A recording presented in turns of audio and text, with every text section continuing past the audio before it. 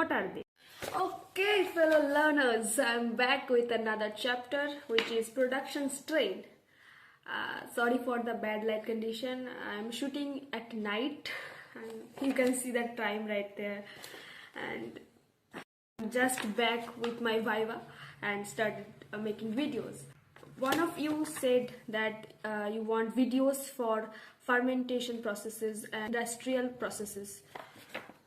So first chapter is production strain, where you have to study about screening programs and downstream processes, preservation of strain, and lots of other things. Okay, so I have my notes here. I'll guide you for the chapter. Okay, a quick introduction. যে কি characteristics থাকতে হবে একটা production strain. Okay, so first it should be high yielding strain. Okay, the second thing is it should have stable biochemical characteristics. It should not have produced undesirable substances like debris or waste product. Okay, the fourth thing is should be easily cultivated on large scale. Okay, কারণ আমাদের industrially সেই জিনিসটাকে prepare করতে হচ্ছে, right? তো এই ক্যারেক্টারিস্টিক্সগুলো লাগবে একটা প্রোডাকশন স্ট্রেনের যদি সেটা নিয়ে আমরা কাজ করি। Alright, so we will start with the screening method. We have two screening, primary screening and secondary screening. What are they? Okay, we will start with the primary screening. Why do you do the primary screening? What's our motivation behind that? So our motivation is to detect and isolate the microbes, I mean those microbial species which exhibit the desired property.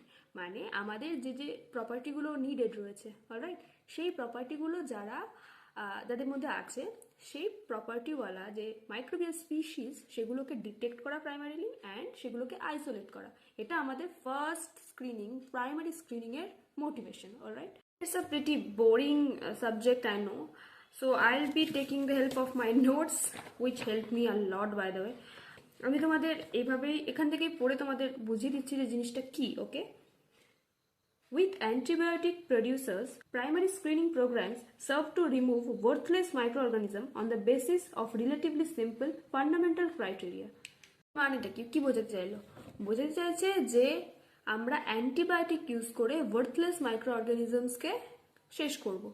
মানে যে যে product যেগুলো antibiotic produce করে সেগুলো আমরা আমাদের সলিউশনে দেব, এবং তারা কি করবে? অ্যান্টিবায়োটিক্স ব্যাকটেরিয়াকে মেরে ফেলবে।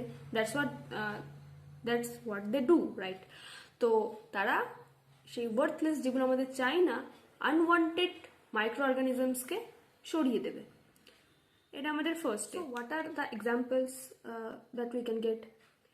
There is organic acids, amines, vitamins which is needed. আমাদের যে ব্যাকটেরিয়াগুলো এই জিনিসগুলোকে উৎপাদন করে তাদের সাথে যেন কোনো আনওয়ান্টেড ব্যাকটেরিয়া না থাকে, সেই কারণে আমরা এই মেথডটা অ্যাপ্লাই করব। তো the first method in primary screening is the crowded plate technique.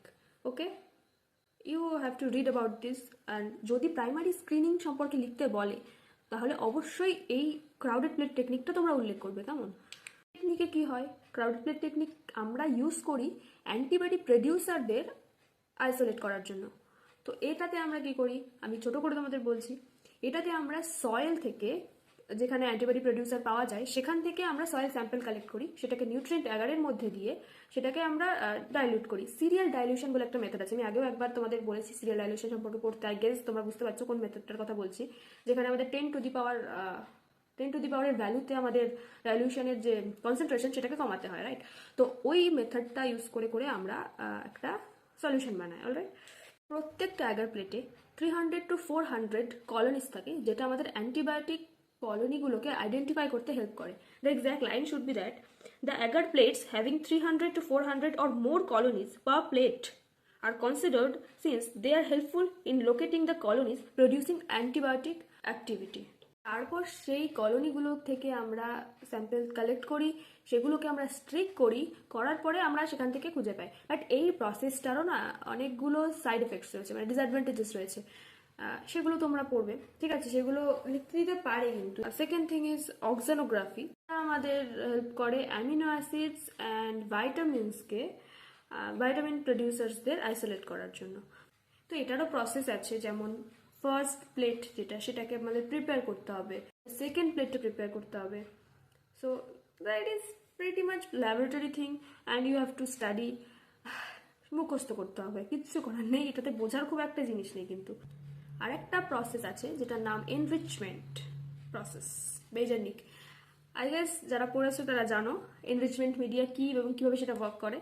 তো এই প্রসেসের মধ্যে দিয়েও আমরা প্রাইমারি স্ক্রিনিং করতে পারি। তোমরা পড়বে use of an indicator die, মানে একটা ইন্ডিকেটর ডাই কি কাজে লাগে।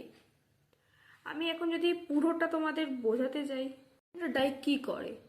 ইন্ডিকেটর ডাই হচ্ছে একটা পিএইচ ডাই, মানে যখন আমাদের প্রোডাক্ট তৈরি হচ্ছে, আমরা স্ক্রিনিং করছি, তার রেজাল্ট আসছে, তো সেই ডাইটা কি করে, সেই ডাইটা মেজার করে তার পিএইচ কত। সে যদি অ্যাসিডিক হয় একটা নির্দিষ্ট কালার প্রডিউস করবে, যদি সে বেসিক হয়, ক্ষারীয় হয়, তাহলে সে আলাদা একটা কালার প্রডিউস করবে। তো সেখান দিয়ে আমরা বুঝতে পারি যে আমাদের যে ডিজায়ারেবল থিং সেটা আমরা পেয়েছি কি পাইনি। এদের মধ্যে বেস্ট থিং হচ্ছে ব্রোমোথাইমল blue or neutral red is the option. And now moving forward to the secondary screening. Secondary screening is a must. Okay, after primary screening you have to do secondary screening. কারণ primary স্ক্রিনিংয়ে অনেক ভুল হওয়ার সম্ভাবনা থাকে। আমি যেমন বললাম crowded plate টেকনিকের side effects রয়েছে, এনরিচমেন্টেরও আছে, সবারই আছে। তো সেই যে ডিসঅ্যাডভান্টেজেসগুলো সেগুলোকে ফুলফিল করে হচ্ছে সেকেন্ডারি স্ক্রিনিং। এটা ভালো করে প্রমিনেন্টলি আইডেন্টিফাই করতে হেল্প করে যে আমাদের কোন কোন ব্যাকটেরিয়াকে আইসোলেট করতে হবে। আরও ভেরিয়াস প্রসেসেস রয়েছে, সেগুলো কী বা বোঝাবো, সেগুলো তোমাদেরকে একটু পড়ে নিতে হবে। তুমি যে বুকটা ফলো করছো বা যে নোটস ফলো করছো সেগুলো দিয়ে পড়তে হবে। আর যদি তোমাদের কাছে নোটস না থাকে তাহলে তো প্রবলেম এখন। তো সেই ডিটেলসে আমি আর যাচ্ছি না। তো আমি প্রথমেই তোমাদের বলে দিই যে কি কি তোমাদের খেয়াল রাখতে হবে যদি তোমরা সেকেন্ডারি স্ক্রিনিং করতে চাও। First thing is checking for contamination, মানে যেন আমাদের এই প্রসিজার করতে গিয়ে কন্টামিনেশন না হয়ে যায়। কন্টামিনেশন মিনস আমাদের জিনিসগুলোকে না স্টেরিলাইজ করে নিতে হবে, মানে এয়ার থেকে ব্যাকটেরিয়া বা যখন হাত দিয়ে তোমরা কাজ করছো, সো বাই টাচ কন্টামিনেশন যেন না ছড়ায়। যে ল্যাবরেটরিতে কাজ করছো সেই ল্যাবরেটরি যেন ইউভি স্টেরাইল হয়, ঠিক আছে? তো সেগুলো তোমাদের খেয়াল রাখতে হবে। Second thing is you have to check for the pH. আমাদের পিএইচটাতে সর্টেড রাখতে হবে। যেগুলো অ্যাসিডিক প্রোডাক্ট সেগুলো অ্যাসিডিক সাইডে রাখতে হবে এনভায়রনমেন্টটা, যেগুলো বেসিক সেগুলোকে বেসিক রাখতে হবে, যেগুলো নিউট্রালে গ্রো করে সেগুলোকে নিউট্রাল রাখতে হবে, একদম 7 রাখতে হবে। খেয়াল রাখতে হবে ক্রিটিক্যাল নিউট্রিয়েন্টসের উপর, যে এই নিউট্রিয়েন্টগুলোকে দিতে থাকলে সেই ব্যাকটেরিয়া গ্রো করবে। 3 ধরনের কালচার হয়, fed batch culture, continuous culture and batch culture. So fed ব্যাচে কী হয়, ধীরে ধীরে দিলাম নিউট্রিয়েন্টগুলো দিতে থাকলাম, ঠিক আছে, কিন্তু কন্টিনিউয়াসলি নয়। কন্টিনিউয়াস কালচারে কন্টিনিউয়াসলি নিউট্রিয়েন্ট প্রোভাইড করতে হবে, তাহলেই ব্যাকটেরিয়া গ্রো করবে। আর ব্যাচ কালচারে হচ্ছে জাস্ট একবার লাগবে। তো সেই কী কী কম্পোনেন্টস লাগবে সেইগুলো তোমাদের মাথায় রাখতে হবে। অ্যান্টিবডিকে অ্যাসেসমেন্ট করতে হবে। তারপর আরও এক্সেস যদি কিছু ডিটারমিনেন্ট থাকে, যেমন প্রেশার, ঠিক আছে, osmotic pressure and lots of other things, if needed then that should be taken care of. Secondary screening করে আমরা জানতে পারি যে কোনো অ্যান্টিবডি নতুন অ্যান্টিবডি কিনা, মানে অনেক অ্যান্টিবডি প্রডিউসিং ব্যাকটেরিয়াকে আমরা কালেক্ট করলাম এবং যে অ্যান্টিবডিটা আমরা চাই সেই ব্যাকটেরিয়াগুলোকে আইসোলেট করলাম। তো তার ফলে কি হচ্ছে, একটা সিঙ্গেল প্রডিউসার একাধিক অ্যান্টিবায়োটিক তৈরি করছে কিনা, কিংবা একটা অ্যান্টিবায়োটিকের বিভিন্ন স্টেজেস হয় না, তো সেই অ্যানাদার স্টেজের অ্যান্টিবায়োটিক অ্যাডভান্স অ্যান্টিবায়োটিক প্রডিউস করছে কিনা, সেটা আমরা এখান থেকে এই স্ক্রিনিংয়ের মাধ্যমে আমরা বুঝতে পারি। তো এটা ভীষণ বড় একটা ইম্পর্টেন্স, যদি পরীক্ষায় আসে তোমরা কিন্তু এটা লিখবে। নানান রকম ইম্পর্টেন্স আছে যেটা তোমরা ইজিলি পেয়ে যাবে, ঠিক আছে, সেটা আমি আর এক্সট্রা বললাম না। তো এইগুলোকে স্ক্রিনিংটা কমপ্লিট করার পর আমাদের দেখতে হবে টক্সিসিটি আছে কিনা, আমাদের দেখতে হবে আমরা যে অ্যান্টিবায়োটিকটাকে আইসোলেট করব সেই অ্যান্টিবায়োটিক ছাড়াও অন্যান্য অ্যান্টিবায়োটিক আছে কিনা, ডেব্রিজ আছে কিনা, অর্গ্যানিক সলভেন্টে তাদের সলিবিলিটি চেক করব। অনেক ভ্যারাইটি অফ প্যারামিটার্স থাকে যেগুলো আমাদের খেয়াল রাখতে হবে। আজ এই পর্যন্তই থাক। I know it's very absurd and very uninteresting topic, but industrially it is very important, কারণ জানোই তোমার মোলাসেস দিয়ে আমাদের অ্যালকোহল তৈরি হচ্ছে, বিয়ার, ঠিক আছে, গ্রেপ দিয়ে তৈরি হচ্ছে ওয়াইন, নানান রকম কনস্টিপ লিকার, আমাদের অনেক কিছু আছে যেগুলো দিয়ে ইন্ডাস্ট্রিয়ালি ভেরি ইম্পর্টেন্ট জিনিস, বেভারেজেস, ফুড ইত্যাদি তৈরি করা হচ্ছে।